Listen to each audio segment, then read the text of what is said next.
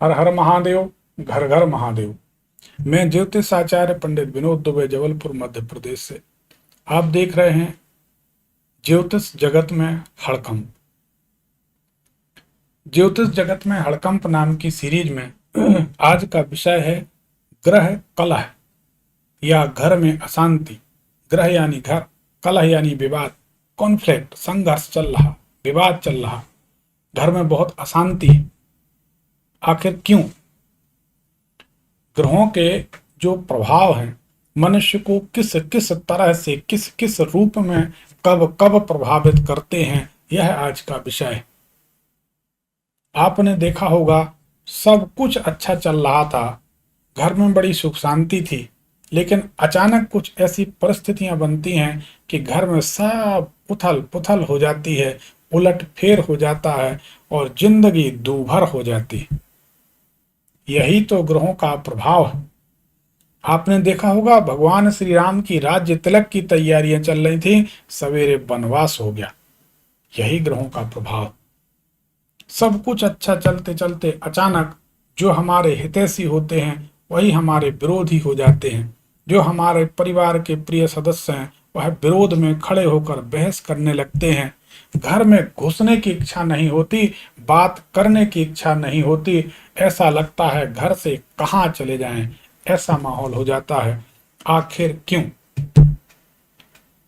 जन्म कुंडली में जब 11वें घर के स्वामी की दशांतर दशा चलती है और अगर जन्म काल में वह अस्त हो, बकरी हो, पापाक्रांत हो या पाप मध्यत्व में है, दो पाप ग्रहों के बीच में फंसा हो, या उस ग्रह पर किसी पाप ग्रह की दृष्टि हो, तो उस दशा काल में घर में अशांति जरूर होगी, जरूर होगी, कोई दो मत नहीं।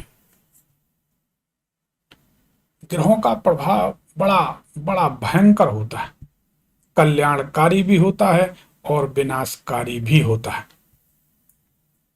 ग्रह बड़े प्रभावी होते हैं, ग्रहों के अधीन सारा संसार चलता है।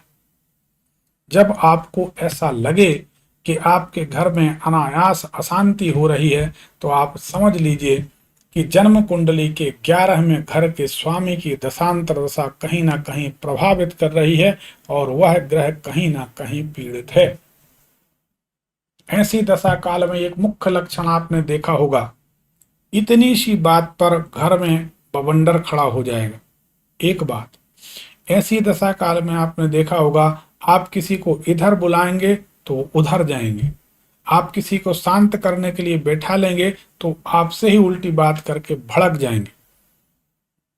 आपने देखा होगा जो बच्चे एक इशारे में हाँ में हाँ मिलाते थे, हाँ पापा जी, हाँ मम्मी जी, ऐसे बात करते थे, वो बात करने तैयार नहीं होंगे। तो समझ जाइए कि क्या हुआ। ये कोई जादू मंत्र या तंत्र टोटका नहीं है, वास्तव में ये ज्योतिष और ग्रहों का प्रभाव। तो जब आप ऐसा जान लें तो अपनी कुंडली उठाएं, कुंडली के अनुसार 11वें घर में देखें कौन सा अंक है। 1 या 8 अंक है तो मंगल, 2 या 7 है तो शुक्र, 3 6 है तो बुध,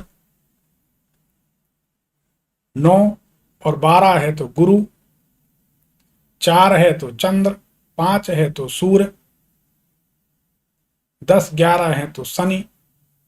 इनके कारण ही जो राशि वहां पर 11वें घर में हो, लग्न से गिनने पर 11वें घर में, उस ग्रह की शांति कर दें, उस ग्रह के बीज मंत्र का जाप कर दें, उस ग्रह से संबंधित वस्तुओं का दान कर दें, उस ग्रह से संबंधित व्यक्तियों को कुछ दे दें। बुध खराब है तो किन्नर को कुछ दे दें, गाय की सेवा करें। गुरु खराब है तो बुजुर्ग ब्राह्मण जिनकी दाढ़ी हो उनको कुछ दान कर दें। शनि खराब हो तो लंगड़े लूले अपंग व्यक्ति जो अपाहिज जैसे व्यक्तियों को कुछ दान कर दें।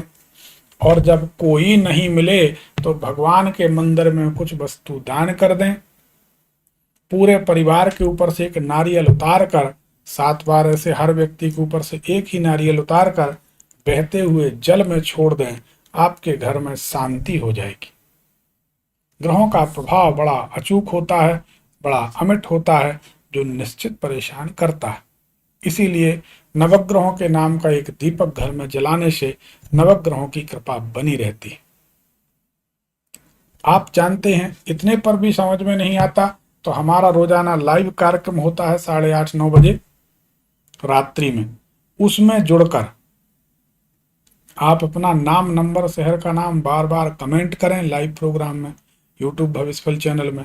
हमारे यहाँ से फोन आएगा, फ्री में बात हो जाएगी, कारण क्या है और निवारण क्या है। और हाँ, किसी मनुष्य ने अगर हमारे यूट्यूब का लाइव कार्यक्रम का एक कॉल भी सुन लिया तो यकीन मानिए दोबारा किसी ज्योतिषी के पास जाने की इच्छा नहीं होगी, और हमसे जुड़ने के बाद किसी व्यक्ति को ज्योतिषी की तलाश समाप्त हो जाती है, क्योंकि जो हमसे जुड़ता है उसके घर के सामने बैरिकेड लग जाता है दूसरे ज्योतिषियों के लिए।